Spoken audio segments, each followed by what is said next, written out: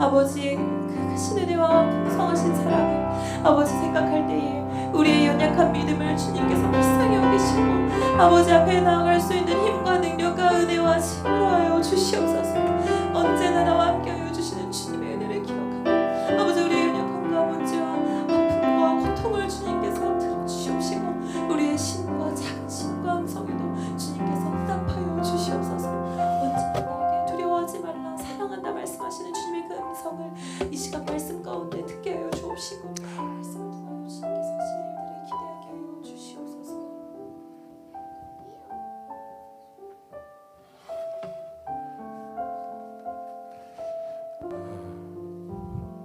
우리 계속해서 한 번 더 기도합니다. 기도할 때 하나님 이곳에 우리 가운데 임하여 주시옵소서. 우리가 주님의 임재 가운데 거하고 주의 사랑 안에 거하기를 원합니다.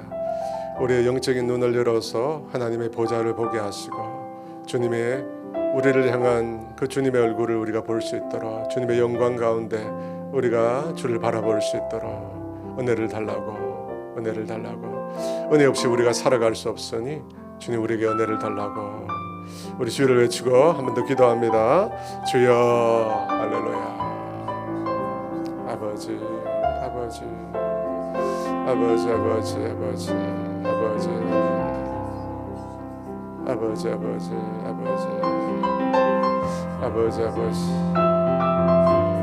아버지 아버지 아버지 아버지 아버지 아버지 성령님 우리 가운데 함께 해주세요. 성령 우리 가운데 함께 해주세요. 성령 우리 가운데 함께 해주세요. 성령님 아버지 우리 가운데 함께 해주세요. 아버지 우리 가운데 함께 해주세요. 아버지 주여.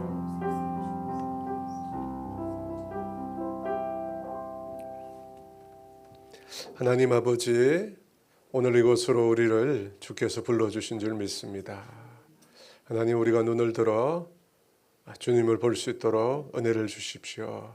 하나님 주님을 우리 눈앞에 모시게 하여 주시고 우리가 그 주님 바라보면서 하나님 아버지 우리 삶의 모든 문제로부터 우리의 연약함으로부터 아버지 우리의 믿음 없음으로부터 우리가 온전히 벗어나게 하여 주시고 주님을 주목하여 바라봄으로 주님이 우리 가운데 베푸시는 은혜와 주님께서 우리 가운데 임재하심과 주님의 영광을 우리 모두가 경험할 수 있도록 주님 은혜를 베풀어 주시옵소서. 주님 곁에 거하기를 원합니다. 주님 곁에 우리가 있기를 원합니다. 주께서 우리 옆에 계심으로 우리 오른편에 계심으로 우리가 요동하지 않는 은혜를 하나님 이 시간 우리가 경험하게 하여 주시옵소서. 감사합니다. 예수님의 이름으로 기도합니다. 아멘. 여러분 잘 오셨습니다. 우리 옆 사람 인사할까요? 얼굴 보시면서 또 손잡으시면서 반갑습니다. 사랑합니다. 축복합니다. 뒤에 계신 분들도 자, 하나님 말씀은 누가복음 16장 1절에서 13절 말씀입니다. 누가복음 16장 1절에서 13절 말씀 우리가 다 같이 한 목소리로 함께 읽도록 하겠습니다. 또한 제자들에게 이르시되 어떤 부자에게 청지기가 있는데 그가 주인의 소유를 낭비한다는 말이 그 주인에게 들린지라. 주인이 그를 불러 이르되 내가 내게 대하여 들은 이 말이 어찌 됨이냐. 내가 보던 일을 세마라. 청지기 직무를 계속하지 못하리라 하니 청지기가 속으로 이르되 주인이 내 직분을 빼앗으니 내가 무엇을 할까. 땅을 파자니 힘이 없고 빌어먹자니 부끄럽구나. 내가 할 일을 알았도다. 이렇게 하면 직분을 빼앗긴 후에 사람들이 나를 자기 집으로 영접하리라 하고 주인에게 빚진 자를 일일이 불러다가 먼저 온 자에게 이르되 내가 내 주인에게 얼마를 빚졌느냐 말하되 기름 100마리니이다 이르되 여기 내 증서를 가지고 빨리 앉아 50이라 쓰라 하고 또 다른 이에게 이르되 너는 얼마를 빚졌느냐 이르되 밀 100석이니이다 이르되 내가 내 증서를 가지고 80이라 쓰라 하였는지라. 주인이 이 옳지 않은 청지기가 일을 지혜롭게 하였으므로 칭찬하였으니 이 세대의 아들들이 자기 시대에 있어서는 빛의 아들들보다 더 지혜로움이니라. 내가 너에게 말하노니 불의의 재물로 친구를 사귀라. 그리하면 그 제물이 없어질 때 그들이 너희를 영주할 처소로 영접하리라. 지극히 작은 것에 충성된 자는 큰 것에도 충성되고 지극히 작은 것에 불의한 자는 큰 것에도 불의하니라. 너희가 많이 불의한 제물에도 충성하지 아니하면 누가 참된 것으로 너희에게 맡기겠느냐. 너희가 만일 남의 것에 충성하지 아니하면 누가 너희의 것을 너희에게 주겠느냐.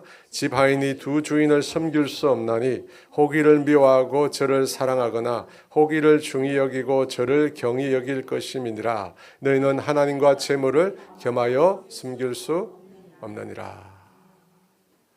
오늘 성경 말씀을 흔히 불의한 청지기 비유라고 합니다. 그런데 여러분 이 말씀을 잘 읽어보면 이 말씀이 도대체 무슨 내용일까요? 이 비유가 의미하는 바가 뭘까요? 아주 헷갈립니다. 왜냐하면 어떤 부자에게 청지기가 있었습니다. 청지기가 뭐 하는 일을 합니까? 주인의 재산을 잘 관리해 주는 겁니다. 근데 그 청지기는 주인의 그 소유를 낭비했다는 겁니다. 자기 게 아닌데 주인의 것을 가지고 낭비했다고 합니다.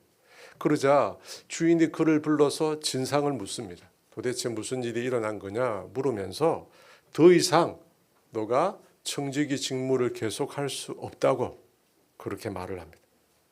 그렇게 주인의 말을 듣고 난 다음에 청지기가 그 다음에 어떻게 합니까? 반성하는 게 아니라 주인에게 빚진 자들을 일일이 부릅니다. 그리고 그들의 빚 문서를 고칩니다. 원래 빚보다 줄여서 빚 문서를 다시 쓰게 합니다. 우리는 흔히 이걸 뭐라고 그래요? 공문서 위조라고 그래요. 문서를 위조한 죄라고 합니다. 그런데 이해가 안 되는 게 그 다음이에요. 주인이 그 청지기를 불러서 칭찬을 해요. 주인이 청지기가 한 일을 듣고 나서 청지기를 소환해서 부른 다음에 칭찬을 해요. 주인이 응당 받아야 될 빚 액수를 줄여서 빚 문서를 위조한 청지기. 그 내용을 주인이 모르고 한 게 아니에요. 다 알고 난 다음에 칭찬해요. 불의한 청지기가 일을 지혜롭게 행했다고 한다는 겁니다. 여러분 이게 말이 되는 겁니까? 지금 이 청지기는 아주 악한 사람이에요. 사기꾼입니다. 그런데 어떻게 주인이 칭찬할 수가 있습니까? 주인이 받아야 될 빚 액수를 줄여서 빚 문서를 변경한 것이 지혜로운 일이 될 수 있습니까? 아니잖아요. 그죠? 아닙니다. 그런데 그러면 이 비유의 내용을 우리가 어떻게 이해할 수 있을까요? 여러분, 비유에 앞서서 먼저 생각해야 될 것은 왜 주님은 우리가 이렇게 이해하기 쉽지 않게 어렵게 말씀을 하실까 하는 것입니다. 저희 큰아들도 저보고 늘 그래요. 아빠는 왜 맨날 어렵게 설교를 하냐고. 쉬운 말로 해도 되는데 왜 굳이 이렇게 잘 이해할 수 없도록 수수께끼 같은 말씀을 하실까 하는 겁니다. 마태복음 13장에 보면 예수님께서 비유로 말씀하시는 이유를 이렇게 표현했어요. 13절 16절 말씀인데 같이 읽어볼까요? 그러므로 내가 그들에게 비유로 말하는 것은 그들이 보아도 보지 못하며 들어도 듣지 못하며 깨닫지 못함이니라. 이사야의 예언이 그들에게 이루어졌으니 일러스되 너희가 듣기는 들어도 깨닫지 못할 것이요 보기는 보아도 알지 못하리라. 이 백성들의 마음이 완악하여져서 그 귀는 듣기에 둔하고 눈은 감았으니 이는 눈으로 보고 귀로 듣고 마음으로 깨달아 돌이켜 내게 고침을 받을까 두려워함이라 하였느니라. 그러나 너희 눈은 봄으로 너희 귀는 들음으로 복이 있도다. 예수님께서 비유로 말씀하시는 것은 그들이 보아도 보지 못하고 들어도 듣지 못하며 깨닫지 못함이라고 하십니다. 아니 가르침을 주시는데 왜 깨닫지 못할까요? 15절 말씀에 이 백성의 마음이 완악하여져서 그 귀가 듣기에 둔하고 눈은 감았다고. 왜 깨닫지 못하는가? 마음이 완악해서라는. 그러니까 비유로 말씀하시는 것을 깨닫지 못하는 것은 마음이 완악해져서 깨닫지 못한다는 거예요. 그러면 어떻게 하면 깨닫습니까? 마음을 완악하게 하지 않으면 되는 거예요. 제가 2주 전에 예수님께서 선지자의 직무로 하나님의 말씀을 대언할 때 우리가 어떤 마음의 태도를 가져야 한다고 했습니까? 마음을 완고하게 하지 말라. 완악하게 하지 말라는 말과 유사한 말이에요. 히브리서 3장 15절 말씀 읽습니다. 성경에 일렀으되 오늘 너희가 그의 음성을 듣거든 경노하시게 하던 것 같이 너희 마음을 완고하게 하지 말라. 여러분 이 말씀을 보면 말씀을 듣는 것보다 더 중요한 게 뭡니까? 그 말씀을 듣는 태도죠. 그 말씀을 듣는 마음의 태도. 여러분 이것이 더 중요합니다. 우리가 마음을 완악하게 먹으면 하나님의 말씀이 들리지 않습니다. 그래서 우리가 마음을 부드럽게. 여러분 마음 다 부드러우시죠? 오기 전에 한바탕 하고 오신 분 없죠? 한바탕 하고 오면 아무것도 안 들립니다. 그죠? 한바탕 했던 것만 생각합니다. 여러분 마음을 부드럽게. 내가 들은 말씀이 오늘 내 심령에 깊이 뿌리 내릴 수 있도록 내가 그 말씀을 품을 수 있도록 해야 한다는 것입니다. 그런 마음의 준비가 먼저 늘 전제되어야 해요. 늘 전제. 여러분 그렇지 않으면 아무리 들어도 듣지 않은 것과 같습니다. 그러면 왜 우리의 마음이 완악하죠? 왜 우리의 마음은 그러면 완고하죠? 15절 말씀 다시 한번 읽어볼까요? 이 백성들의 마음이 완악하여져서 그 귀는 듣기에 둔하고 눈은 감았으니 이는 눈으로 보고 귀로 듣고 마음으로 깨달아 돌이켜 내게 고침을 받을까 두려워함이라 하였느니라. 뭐라고 되어 있어요? 깨달아. 마음으로 깨달아 돌이켜 고침을 받을까 두려워서라고 합니다. 고침을 받을까 두렵다는 거예요. 무슨 말이죠? 고침을 받고 싶지 않다는 거예요. 변화되고 싶지 않다는 거예요. 달라지고 싶지 않다는 거예요. 지금 내가 있는 모습 그대로 내 것을 고수하고 싶다는 거예요. 내 것을 그냥 고수하고 싶어요. 그 마음의 태도를 우리가 고치지 않으면 들리지 않는 거예요. 여러분 우리 속에 내가 변화되고 싶다. 내가 하나님의 말씀을 듣고 내가 새로워지고 싶다라고 하는 마음을 가져야 어떻게 된다고요? 말씀이 들리는 거예요. 말씀이 들려요. 변화받기를 거부하는 마음. 나는 그냥 나대로 살 거야. 아무리 말해도 나는 그대로 살 거야. 여러분 그 사람 절대 변화 안 됩니다. 변화 안 돼. 그래서 수십 년을 교회 나오지만 변화 안 되는 거예요. 안 돼요. 여러분 우리가 말씀을 들을 때 변화되려 오늘 말씀을 듣고 나의 생각과 나의 신앙의 습관과 내 삶이 변화되겠다. 그런 변화의 소망을 가져요. 여러분 우리는 항상 내가 아니라 내 옆에 있는 사람. 내 옆에 있는 사람이 변화되기를 원해요. 그렇죠? 말씀을 들어야 돼. 이 사람, 이 말씀은 이 사람이 들어야 돼. 이 말씀은 이 사람이 들어야 돼. 근데 하나님의 변화의 단계는 어떻게 된다고요? 변화의 과정은 내가 변화되고 나를 통해서 내 옆에 있는 사람이 변화돼요. 그게 하나님의 방법이에요. 하나님은 나와 무관한 옆에 있는 사람 먼저 변화시키잖아요. 내가 변화될 때 내 옆에 있는 사람도 변화돼요. 그래서 여러분 늘 말씀을 들을 때 하나님 오늘 내가 말씀 들어서 하나님 말씀 가운데 내가 변화되기를 원합니다. 내 생각이 바뀌기를 원합니다. 하나님 도와주세요. 여러분 이 마음을 우리가 가져야 한다는 것입니다. 그리고 한 가지 더 있습니다. 왜 하나님의 말씀이 우리에게 그토록 어려운가? 인간의 지혜와 지식으로 이해할 수 없는 말씀이기 때문에. 여러분 하나님의 말씀은요 간단하지 않아요. 단순하지 않습니다. 누군가 그런 말을 했습니다. 단순하게 믿어라. 단순하게 믿고 단순하게 순종하라. 여러분 들어보셨죠? 저도 그 말에 일부 동의합니다. 단순하게 순종해야 합니다. 그런데 단순하게 믿는 것과 단순하게 아는 것은 조금 달라요. 여러분 우리가 단순하게만 알면 어려움에 봉착합니다. 지금 우리가 욥기를 통독하고 있잖아요. 욥의 시험, 욥의 고난이 어디에서 온 겁니까? 마귀를 통해서 온 거예요.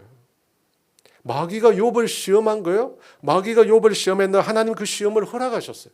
근데 그걸 두고 욥의 세 친구가 찾아와서 뭐라고 얘기합니까? 욥이 죄를 지었기 때문에. 욥이 죄를 지었기 때문에. 그래서 그가 고난을 당하고 죄를 지었기 때문에 그의 자녀들이 죽었다고 합니다. 여러분 맞아요? 틀렸습니다. 틀렸어. 전혀 그렇지 않습니다. 여러분 단순하게 알기만 하면 욥의 고난이 해석되지 않아요. 그래서 어떻게 됩니까? 우리가 더 깊이 더 넓게 하나님의 뜻과 하나님의 목적과 하나님의 섭리를 이해하려고 했어야 돼요. 이해하려고 했어요. 그게 우리에게 필요한 겁니다. 요한복음 6장에 보면 예수님께서 당신이 생명의 양식이 된다 그렇게 설교를 하십니다. 예수님께서 자신이 하늘에서 내려온 떡으로 사람이 그것을 먹으면 죽지 않는다고 합니다. 내 살을 먹고 내 피를 마시는 자는 영생을 가졌고 마지막 날에 내가 그를 살리겠다. 내 살을 먹고 내 피를 마시는 자는 내 안에 거하고 나도 그의 안에 거하나니 내 살을 먹고 내 피를 마시는 자는 나로 말미암아 산다고요. 나로 말미암아 산. 여러분 이 말씀을 듣고 이 예수님의 말씀을 듣고 사람들의 반응이 어땠을까요? 어렵대. 성경에 나와 있어요. 어렵대. 그러면서 그동안 예수님을 따랐던 사람들이 다 떠나버려요. 요한복음 6장 66절 666인데 그렇게 돼 있어요. 그때부터 그의 제자 중에서 많은 사람이 떠나가고 다시 그와 함께 다니지 않았더라. 말씀을 예수님이 전했는데 어렵다고 사람들이 다 떠나버려요. 사도행전에 보면 이 베레아 지역에 사는 사람에 대해 성경이 언급하는데 이런 내용이 있습니다. 사도행전 17장 11절 같이 읽어볼까요? 베레아에 있는 사람들은 데살로니가에 있는 사람들보다 더 너그러워서 날마다 마음으로 말씀을 받고 이것이 그러한가 하여 날마다 성경을 상고함으로 성경을 그들이 어떻게 됐다고 합니까? 더 너그러워서 심령이 부드러운 거예요. 완고하지 않은 거예요. 부드러워서 간절한 마음으로 말씀을 받았대요. 그리고 그 다음에 어떻게 해요? 이것이 정말 그러한가 날마다 성경을 상고했다. 여러분 상고했다는 이 말은 조사했다는 뜻이에요. 열심히 성경을 들여다보고 실험하고 확인하고 했다는 겁니다. 여러분 왜 제가 오늘 비유의 성경 말씀은 따로 두고 자꾸 딴소리를 하는가? 여러분 쉽지 않다는 거예요. 성경이. 그리고 여러분이 쉬운 것만 찾지 말라는 거예요. 성경은 쉽지 않습니다. 그래서 깊은 곳에서 우리가 끌어올려야 될 것들이 있습니다. 그러니까 늘 쉽게만 들으려고 쉬운 말씀만 들으려고 쉬운 것만 먹으려고 애쓰지 말라는 거예요. 영어 속담에 그런 표현이 있습니다. 쉽게 들어온 것은 쉽게 나간대요. 가만히 영어를 한번 해볼까요? 영어 쉬워요. Easy come, easy go. 쉽게 들어오면 쉽게 나가요. 아마 불로소득을 말하는 것 같아요. 그죠? 불로소득. 쉽게 돈 벌면 쉽게 낭비하는 거예요. 여러분 말씀도 마찬가지예요. 내가 쉽게 들으면 들을 때는 좋은데 남는 게 없어요. 그죠? 들을 때는 좋은데 남는 게 없어요. 반면에 나를 힘들게 하는 거. 내가 받아들이기 어려운 거. 여러분 이것을 받아들이면 그것은 그 말씀이 내 인생에 잊혀지지 않는 말씀입니다. 제가 이 말씀을 준비하면서 그런 반성을 했어요. 더 힘들게 해야 되는데 막 힘들게 해야 되는데 편한 것만 주면 남는 게 없어요. 히브리서 5장 13, 14절에 이렇게 말씀합니다. 같이 읽어볼까요? 이는 젖을 먹는 자마다 어린아이니 의의 말씀을 경험하지 못한 자요 단단한 음식은 장성한 자의 것이니 그들은 지각을 사용함으로 연단을 받아 선악을 분별하는 자들. 단단한 음식. 단단한 음식이 뭐예요? 씻기 어려운 거죠. 받아들이기 어려운 거예요. 나를 힘들게 하는 거예요. 내가 순종하기 쉽지 않은 것들이에요. 근데 그걸 먹어야 된대요. 그걸 먹어야 된대요. 제가 오늘 말씀을 전하기 전에 이 얘기를 하는 것은 제가 오늘 하는 얘기가 단단한 음식이어서 그래요. 사랑하는 여러분, 완고한 마음. 지금 있는 내 것을 고집하겠다는 마음. 여러분 그걸 내려놓고 오늘 하나님의 말씀을 들으며 내가 변화돼야지. 그런 열린 마음으로 여러분 말씀을 늘 접하시기 바랍니다. 그리고 어렵다, 이해할 수 없다 뭐 그런 태도가 아니라 어렵고 힘든 말씀도 내가 간절한 마음, 그 말씀이 정말 하나님 말씀인가 상고하며 듣겠다는 태도를 가지십시오. 그러면 어떻게 될까요? 말씀 들리는 거예요. 하나님 말씀 들려요. 여러분 깊은 땅속 샘물에서만 느낄 수 있는 말씀의 청량함이 있어요. 여러분 같은 데서 맛볼 수 없는 그런 깊은 신앙의 자리에 저와 여러분 들어가기를 원합니다. 여러분 비유라는 것이 있습니다. 비유. 오늘이 비유인데요. 이 비유라는 게 뭐냐면 익숙하지 않는 주제를 우리가 익숙한 것에 빗대어 말하는 게. 그래서 여러분 비유를 읽어보면 비유에 나오는 모든 내용이 주님이 말하고자 하는 내용이 아니에요. 여러분 비유에서 중요한 건 뭐냐? 핵심. 이 비유가 도대체 뭘 말하느냐? 누가복음 18장에 보면 불의한 여러분 재판관에 대한 비유가 나옵니다. 아시죠? 불의한 재판관이 있습니다. 근데 한 과부가 있어요. 그 과부는 힘이 없고 백도 없는 사람입니다. 그래서 과부가 하는 일이 뭐예요? 매일 재판관을 찾아와서 자신의 억울한 일을 하소연합니다. 근데 여러분 이 비유가 말하는 게 뭐예요? 이 비유에서 우리가 착각하기 쉬운 점은 뭐냐면 이 비유에 등장하는 불의한 재판관을 하나님으로 생각하는 거예요. 하나님이 불의한 재판관을 오버랩돼요. 그래서 우리가 자꾸 기도해도 우리가 자꾸 구해도 응답하시지 않는 그런 분처럼 느껴집니다. 하지만 그 해석은 틀렸죠. 여러분 이 비유의 주제는 뭐냐면 너그러움이에요. 너그러움. 불의한 재판관이 다른 사람의 말을 듣지 않아요. 근데 자꾸 찾아오는 그 과부 때문에 자기가 힘들어서 어떻게 해요? 과부의 요청에 너그럽게 응대한다는 거예요. 자기가 힘들었어. 이런 이 부분이 하나님께 해당이 됩니다. 너그러움. 불의한 재판관은 어쩔 수 없이 과부에게 너그럽게 대하는데 하나님은 어떻게 해요? 밤낮 자기가 사랑하는 그 자녀에게 너그럽게 대하지 않겠느냐는 거예요. 이 너그러움이에요. 그러니까 불의한 재판관을 가지고 하나님과 비교하는 거예요. 불의한 재판관도 너그럽게 대하는데 하물며 하나님이 너그럽게 대하지 않겠느냐는 거예요. 그래서 여러분 비유를 잘 읽어보면 정말 비유가 의도한 게 뭔가 찾아야 합니다. 핵심이 중요해요. 오늘 본문으로 가보면 청지기의 비리를 알게 된 주인이 청지기에게 그 직분을 계속할 수 없다고 선포합니다. 그 말을 듣고 청지기가 어떤 행동을 합니까? 자기 돈도 아닌데 부자 주인에게 빚진 사람들의 빚을 그가 임의로 줄여줍니다. 주인에게 아주 큰 손해를 입히는 것입니다. 그럼에도 그가 그런 행동을 한 이유가 있습니다. 뭐죠? 4절 말씀에 있어요. 4절 말씀에 같이 읽어볼까요? 내가 할 일을 하였도다. 이렇게 하면 직분을 빼앗긴 후에 사람들이 나를 자기 집으로 영접하리라. 주인에게 빚진 사람들의 빚을 줄여주면 어떻게 됩니까? 자신이 청지기직에서 쫓겨난 후에 그 빚진 자들이 자기에게 받은 그 은혜를 그때 가서 갚아주지 않겠느냐 생각했다는 겁니다. 여러분 이것은 아주 주도 면밀한 생각입니다. 그죠? 근데 현실적으로 맞지 않아요. 왜냐하면 빚을 줄여준 게 탈로가 나잖아요. 뻔히 탈로가 날 일이거든요. 그래서 8절에 보면 이 청지기가 주인에게 빚을 진 사람들의 빚을 줄여둔 사실을 주인이 알게 됩니다. 탈로가 다 나요. 그런데 그 다음 주인이 그 청지기에 대해 어떻게 반응하죠? 8절 말씀 같이 있습니다. 주인이 이 옳지 않은 청지기가 이를 지혜롭게 하였으므로 칭찬하였으니 이 세대의 아들들이 자기 시대에 있어서는 빛의 아들들보다 더 지혜로움이다. 놀랍게도 주인이 칭찬합니다. 청지기가 이를 지혜롭게 했다고 칭찬합니다.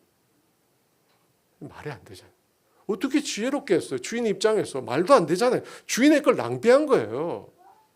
그리고 또 쫓겨날 때쯤은 빈문서를 위조해서 주인에게 엄청난 손해를 끼쳤습니다. 그렇게 한 이유가 자기가 다 쫓겨나고 난 다음에 나중에 사람들로부터 도움을 얻기 위한 교활한 행동이었어요. 그럼에도 주인은 지혜롭게 행했다고 합니다. 그러면서 그 청지기의 행동을 칭찬합니다. 도대체 무슨 의미예요? 먼저 이 비유에 등장한 인물들이 누군지를 알아야 돼요. 비유에 등장한 부자 주인은 누굴까요? 성경에 대부분 이렇게 나오는 사람 누구예요? 하나님이에요. 하나님. 다 하나님이에요. 하나님. 그러면 청지기는 누굴까요? 8절 말씀 다시 한번 읽어볼까요? 있습니다. 주인이 이 옳지 않는 청지기가 이를 지혜롭게 하였으므로 칭찬하였으니 이 세대의 아들들이 자기 시대에 있어서는 빛의 아들들보다 더 지혜로움이니라. 누구 같아요?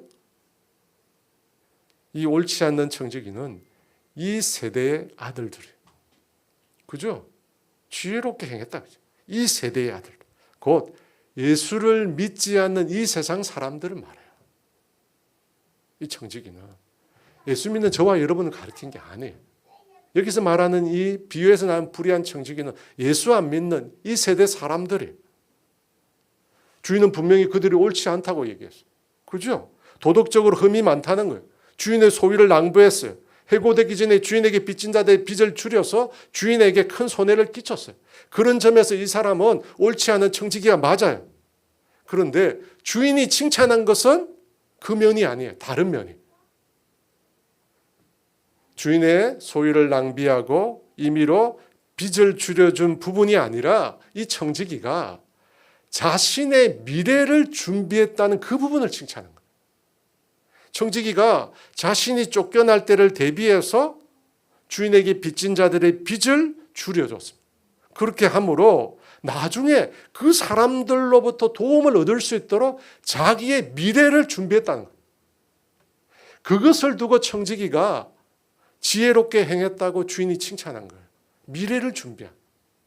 그래서 여러분 본문에 나오는 이 지혜라는 말이 헬라어로 피로미모스라고 하는 말인데 이 단어는 때와 시간과 관련된 지혜를 뜻합니다. 그러니까 미래의 시간을 인식하는 지혜라는 거예요.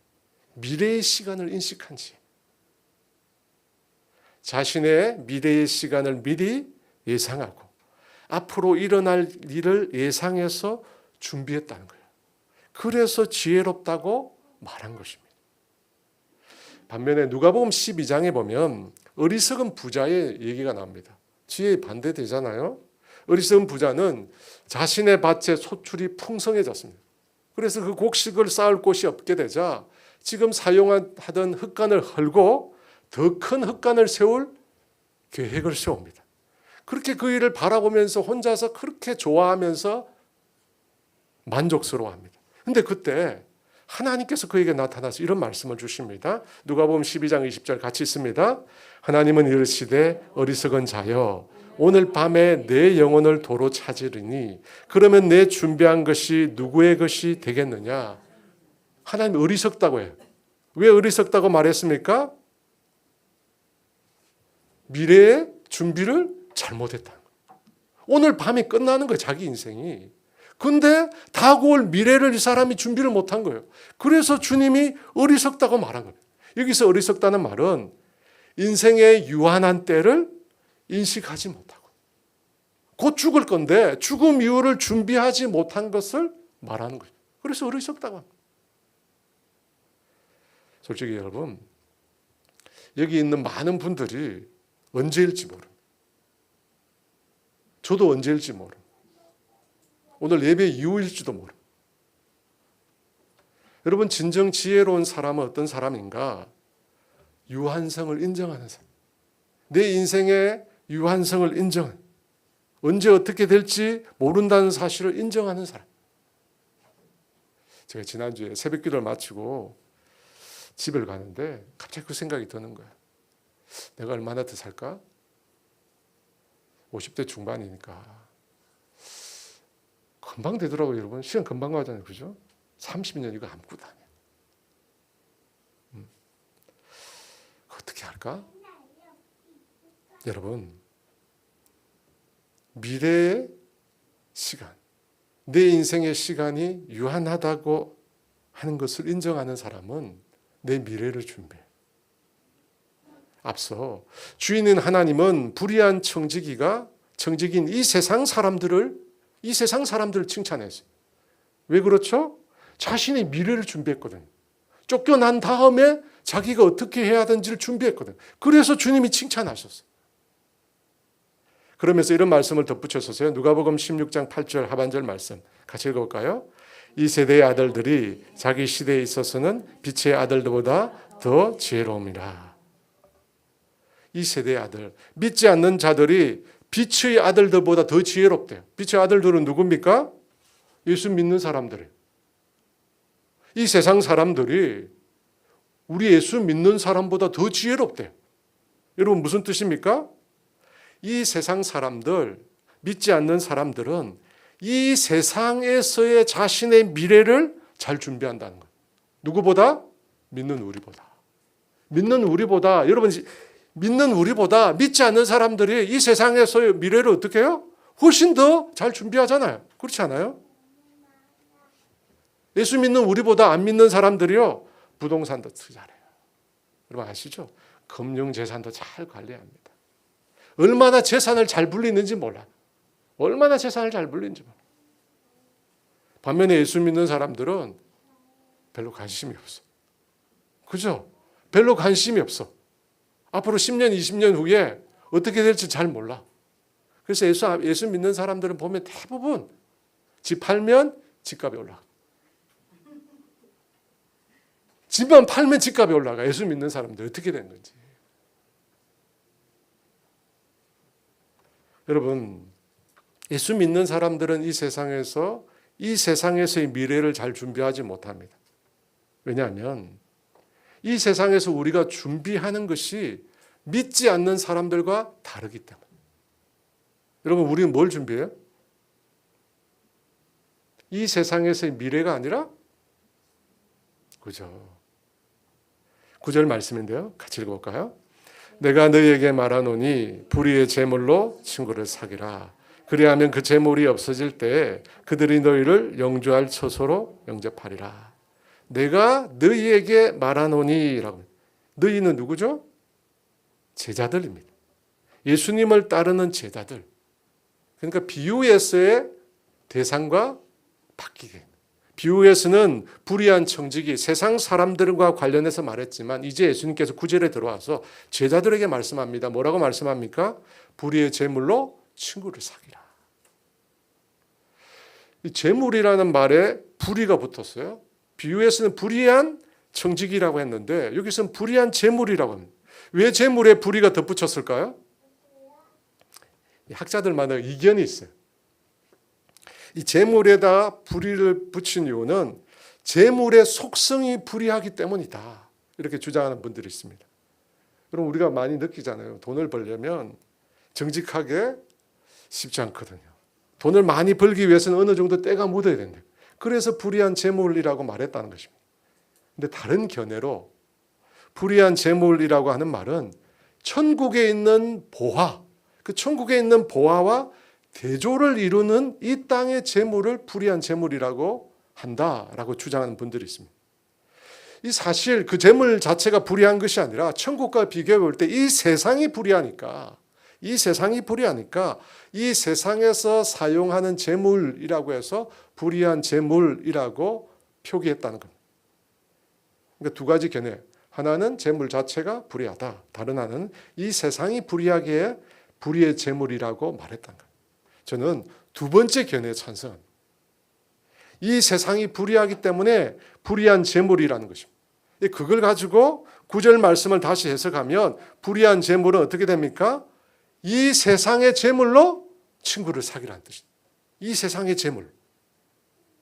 그러면 이 세상의 재물이 다 사라졌을 때 어떻게 됩니까? 죽었을 때 너희 재물의 도움을 받은 자들이 너희를 영접하리라. 이렇게 되는 거죠. 그렇다면 여러분, 이 세상의 재물로 친구를 사귀라는 말은 무슨 뜻일까요? 마태복음 25장에 보면 마지막 심판 때에 대한 비유가 나옵니다. 그때 어떤 비유냐면 하나님이 양과 염소로 나눕니다. 사람들을 두 부류로 나눠요. 다 아시죠?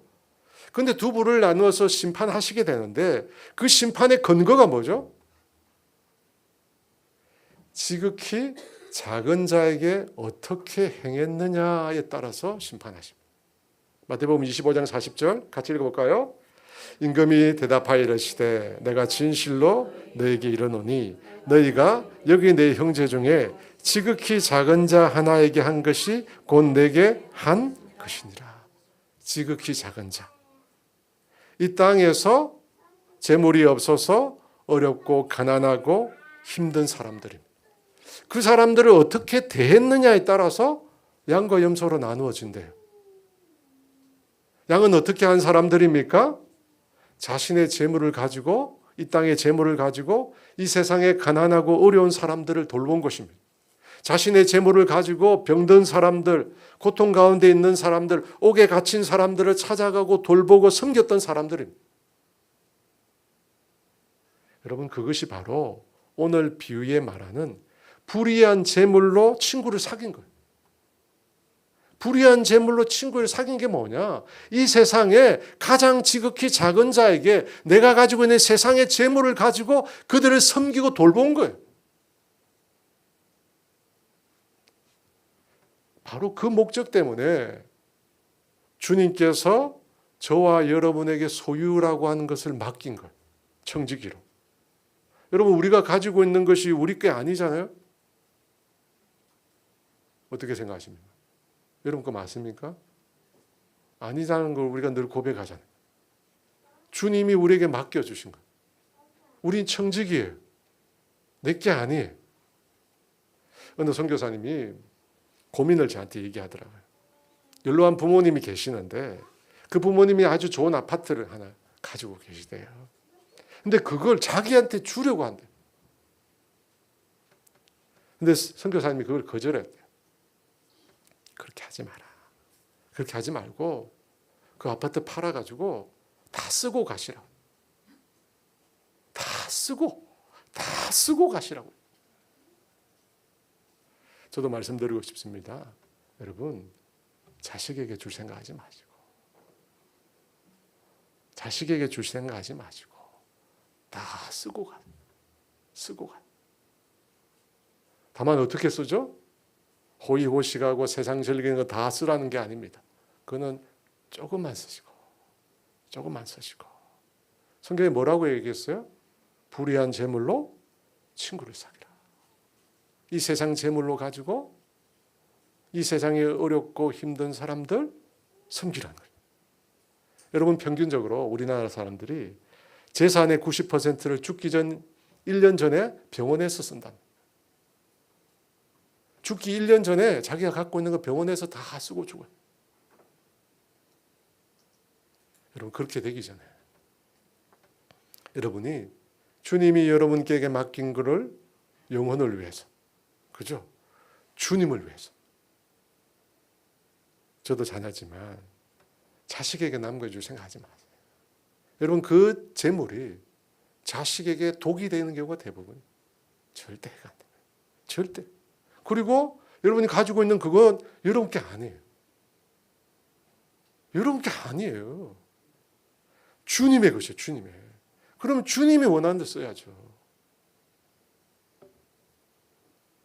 10절 11절 말씀인데요. 같이 있습니다. 지극히 작은 것에 충성된 자는 큰 것에도 충성되고 지극히 작은 것에 불의한 자는 큰 것에도 불의하니라. 너희가 만일 불의한 재물에도 충성하지 아니하면 누가 참된 것으로 너희에게 맡기겠느냐? 너희가 불의한 재물, 이 세상 재물에도 충성되지 않으면 누가 참된 것으로 너희에게 맡기겠느냐? 불의한 재물이 이 세상의 재물이라고 했습니다. 그 재물은 지극히 작은 거예요. 우리는 재물이 너무나 큰 거라고 생각하지만 주님은 이 땅의 재물이 지극히 작은 거라고. 달란트 비유에서 보면 5달란트, 3달란트 받은 사람이 5달란트, 3달란트를 또 남겼습니다. 그때 주님이 뭐라고 말씀하십니까? 착하고 충성된 종아, 내가 지극히 작은 일에 충성해. 작은 일. 여러분, 그걸 보면 우리 주님에게 재물은 작은 거예요. 근데 그 작은 것에 충성된 자에게 큰 걸 맡겨주신. 그 작은 거에게 충성된 큰 걸. 지극히 작은 이 땅의 재물을 어떻게 사용하고 있는지 주님이 보고 계세요. 주님이 주신 목적대로, 주님이 주신 목적대로 소유의 청지기로서 우리가 충성하면 주님이 큰 것, 결코 썩어지지 아니할 천국과 그 보화를 우리에게 주신다고.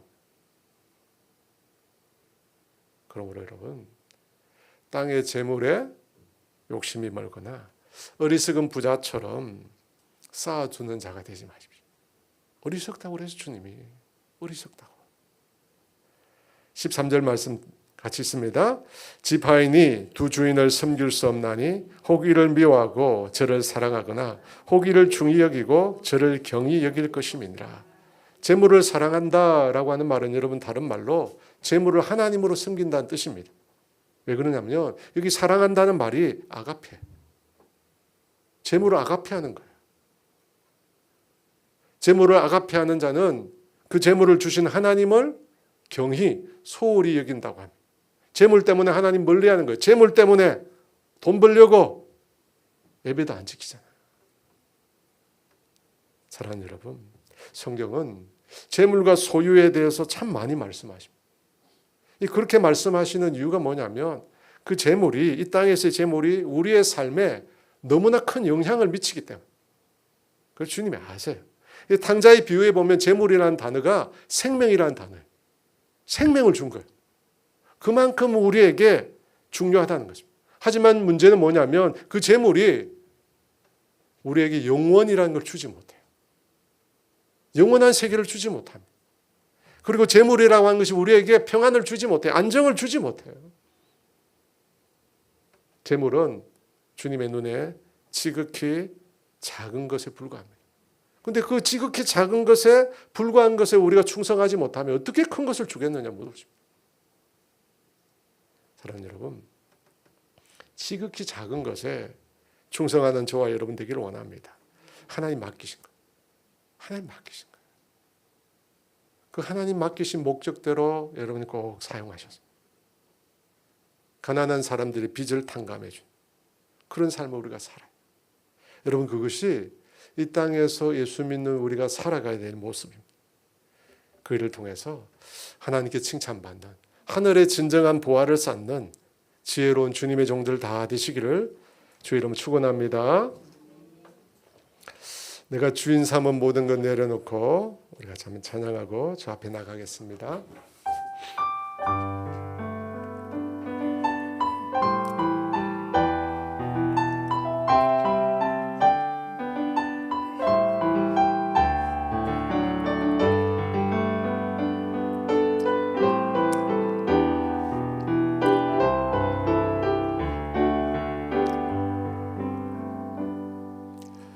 주인 삼은 모든 것 내려놓고 내 주 대신 주 앞에 나가 내가 사랑했던 모든 것 내려놓고 주님만 사랑해.